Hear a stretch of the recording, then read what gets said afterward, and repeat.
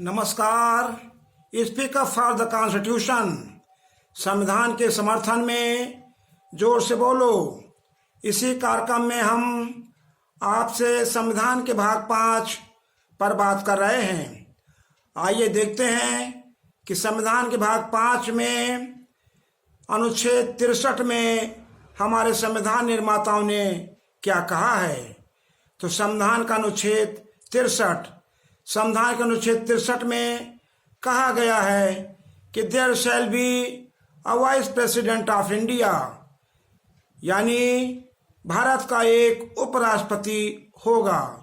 तो हम देखते हैं कि जब संघ की कार्यपालिका का ये हम जिक्र कर रहे हैं तो राष्ट्रपति के बाद द्वितीय क्रम में उपराष्ट्रपति का पद है।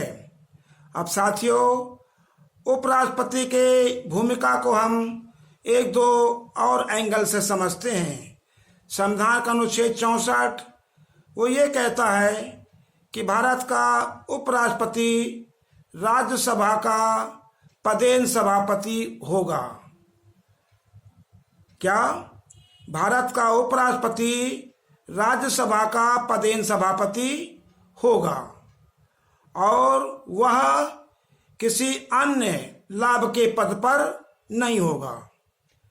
अब ये बात थोड़ी समझनी है कि राज्यसभा का पदेन सभापति होगा, यानी the vice president of India shall be x officio chairman of the House of state, यानी एक्स ऑफिसियो चेयरमैन होंगे। पदेन मतलब ये हुआ कि राज्यसभा में वो नहीं चुने गए हैं। राज्यसभा के लिए चेयरमैन के पद के लिए वो चुने नहीं गए हैं, वो संसद द्वारा उपराष्ट्रपति के पद पर चुने जाते हैं। परंतु संविधान निर्माताओं ने अनुच्छेद 64 में प्रबंध कर दिया है कि यही उपराष्ट्रपति राज्यसभा के पदेन, यानी उस पद पर बैठाले नहीं गए हैं, चुने नहीं गए हैं, उस पद का कोई इलेक्शन नहीं हुआ है, मगर हमने एक उद्देश्य के लिए हम एक व्यवस्था बनाने के लिए उन्हें ये व्यवस्था कर दिया है कि पदेन सभापति हैं। और उसमें कहा गया कि पदेन सभापति होंगे और ये भी कह दिया गया कि वो किसी और लाभ के पद पर नहीं होंगे।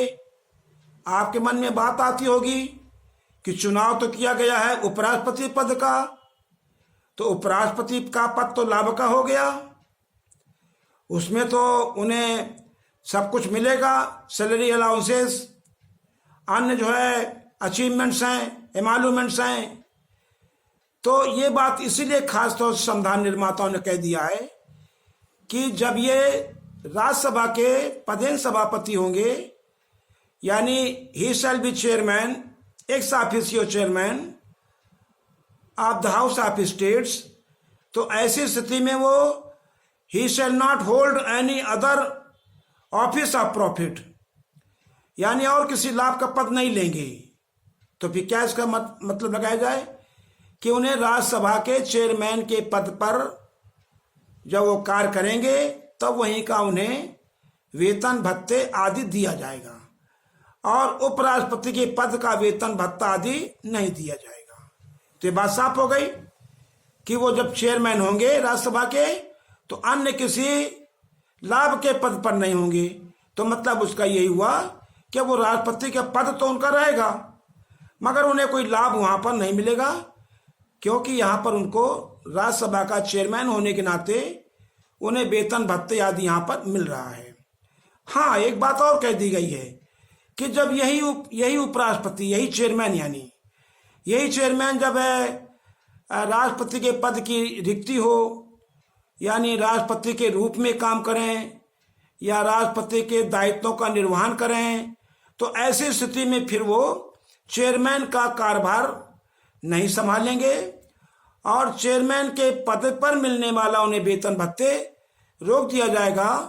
बल्कि जब तक वो राष्ट्रपति के रूप में या राष्ट्रपति के पद के कार्यों का वो संपादन करेंगे, निर्वहन करेंगे, तब उन्हें राष्ट्रपति के पद वाला ये अलाउंसेज और भत्ते मिलेंगे। ये हमारी उसमें व्यवस्था साथियों की गई है। तो आज हमने ये जो देश का द्वितीय पद है उपराष्ट्रपति, इस पर बात किया अनुच्छेद 63 और 64 में। आप देखते हैं कि जब राज्यसभा की कार्यवाही चलती है तो जो चेयरमैन होते हैं उस पर पीठ पर, टेबल पर, आसन पर, ऑफिस में, तो वो वही जो है उपराष्ट्रपति हैं और वही चेयरमैन हैं। लेकिन चेयरमैन के पद के उन्हें वेतन भत्ते मिलते हैं और दूसरा जो लाभ का पद है उपराष्ट्रपति वाला, उसका नहीं मिलता है। तो इस पर हमने बात किया, आपको बात समझ में आई, अंतर समझ में आया कि कैसे उपराष्ट्रपति चेयरमैन रहते हैं और सैलरी उन्हें कौन मिलती है, लाभ उन्हें कौन मिलता है, और दूसरा लाभ का पद उनका शून्य रहता है। और जब वही राष्ट्रपति के पद के या राष्ट्रपति के रूप में काम करते हैं तो फिर यहाँ का शून्य रहेगा राज्यसभा का चेयरमैन का, और उन्हें वहाँ का मिलेगा। बहुत बहुत धन्यवाद। जय भीम, जय भारत, जय जन, जय उत्थान। धन्यवाद।